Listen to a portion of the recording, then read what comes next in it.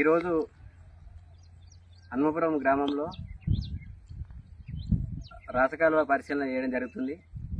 యాదాద్రి జిల్లా భువనగిరి మండలం హన్మపురం గ్రామం. ఇక్కడ ఉడపర్తి కత్వ నుండి భువనగిరి చెర్లకు రాసకాలువ పనులు జరుగుతున్నాయి.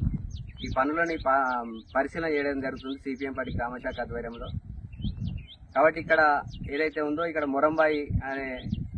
మొరంబాయి సోమ రాములు అంజయ్య, ఇక్కడ పన్నాలలు, ఇక్కడ చాలా మంది రైతులు ఉన్నారు.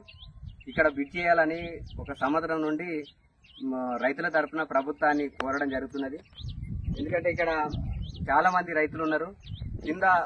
కింద ఉన్నాయి భూములు, కాలువ కింద భూములు ఉన్నాయి, పైన భూములు ఉన్నాయి.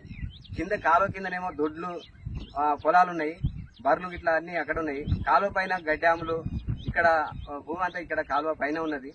దీనికి ఇక్కడ బ్రిడ్జ్ అవసరం ఉందనేది మేము కోరుతున్నాం.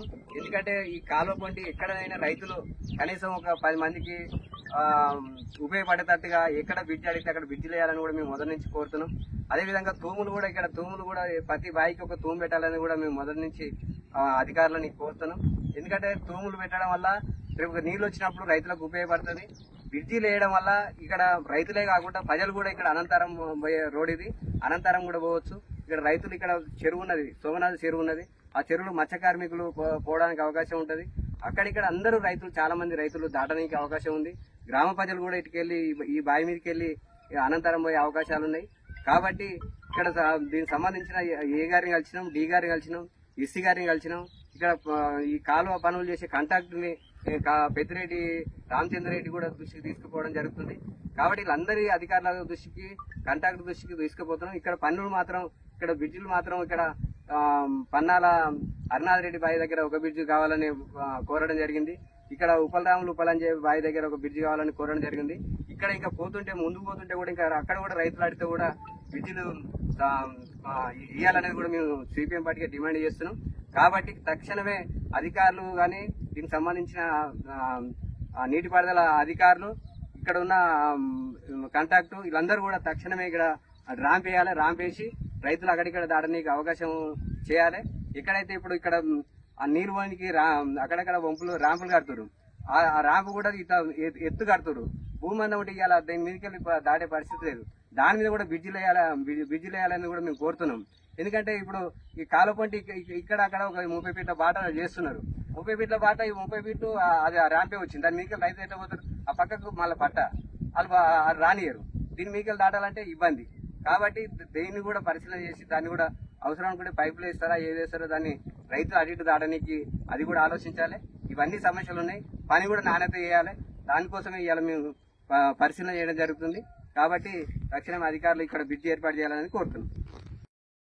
హన్మపురం గ్రామంలోని రైతు పొలాలకు పోవడానికి కాలువ పైన బ్రిడ్జి నిర్మాణం చేయాలని సిపిఎం గ్రామశాఖ ఆధ్వర్యంలో సిపిఎం నాయకత్వము, గ్రామ రైతాంగం కలిసి ఈ కాలువను పరిశీలన చేయడం జరిగింది. ప్రధానంగా అభివృద్ధి పేరుతోటి ప్రజల్ని ఇబ్బంది పెట్టొద్దనేది ప్రభుత్వాన్ని కోరుతా ఉన్నాం. భువనగిరి పెద్ద చెరువులోకి వడపర్తి కత్వ నుంచి కాల్వ వెళ్తా ఉంది. ఈ కాల్వను ఈ ప్రభుత్వం ఇప్పటికి వెడల్పు చేసింది. దీన్ని లైనింగ్ చేస్తా ఉంది.